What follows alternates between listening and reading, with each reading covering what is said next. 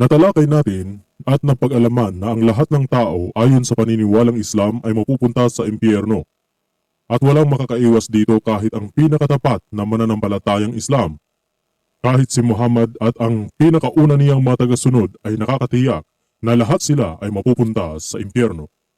Ang tanong, ano ba ang tanging inaasahan ng mga mananampalatayang Islam na ikaliligtas ng kanilang kaluluwa mula sa habang buhay na pagdurusa sa impyerno? Base sa paniniwalang Islam, narito ang ilan sa mga paraan ng kaligtasan para sa mga mananampalatayang Islam.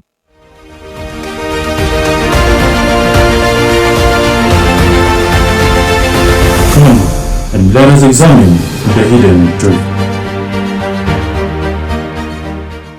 Una, the weighing of good deeds o ang pagtitimbang ng mga mabubuting gawa.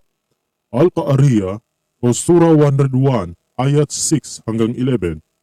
Kaya sino man na ang timbang ay mabigat sa gawaing mabuti, siya ay paruroon sa isang kasiyasiyang buhay sa paraiso. At sino man na ang timbang ay magaan, ang kanyang kanlungan ay ang malalim na hukay. At ano ang makapagpapaliwanag sa iyo kung ano nga ba ito? Ito ay ang isang apoy, labis na nagbabaga sa tindi ng init.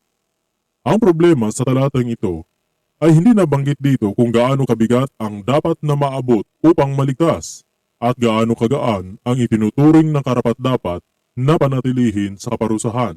Ni hindi rin sinabi kung ano ang uri ng mga gawa at gaano karami ang dapat gawin para maabot ang timbang para sa kaligtasan. Hindi sinabi rito ang pagiging tapat sa pagbabasa ng Quran o ang pinakamalaking bigay ng zakat.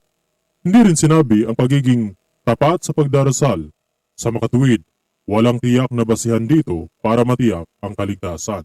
Allahu alam, tanging si Allah lamang ang nakakaalam. Pangalawa, the escape through Sirat. Surah Maryam 19 ayat 71. At walang isa man sa inyo maliban na siya ay magdaraan sa ibabaw nito ng impyerno. Ito ay nasa inyong Panginoon, isang itinakdang pangyayari na nararapat maganap. Ang talatang ito ng Quran ay ang patunay na walang isa man sa mga mananampalatayang Islam ang exempted o hindi magiging kabilang sa mga mapupunta sa impyerno kundi lahat ng tao, Islam o hindi, tapat man kay Allah o hindi, ay mapupunta sa impyerno, ayon sa talatang ito.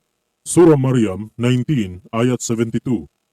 Pagkaraan, aming ililigtas mula sa pagtawid ng sirat, yaong mga natatakot sa amin, at aming hahayaan ang mga mapaggawa ng kamalian doon na naglulumuhod.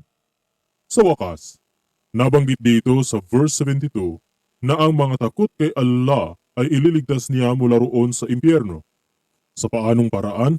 Sa pamamagitan ng pagtawid ng sirat. Ang tanong, gaano katotoo ang sirat? Kung inyong napapansin ang talatang ito, nakabracket ang pahayag tungkol sa sirat. Ibig sabihin, wala ito sa orihinal na Quran.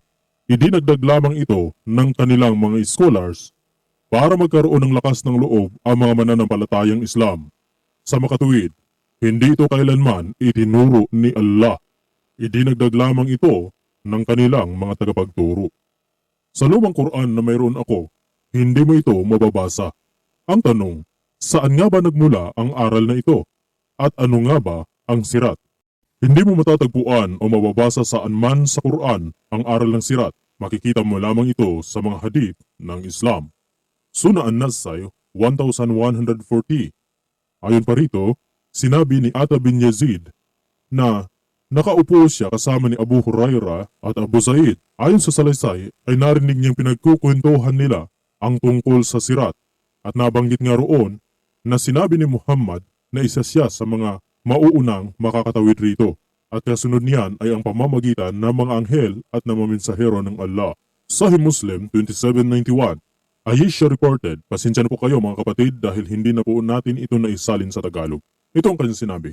I asked Allah's messenger about the words of Allah, the exalted and glorious, the day when the earth would be changed for another earth and heaven would be changed for another heaven. I inquired Allah's messenger, where would the people be on that day? He said, they would be on Sirat.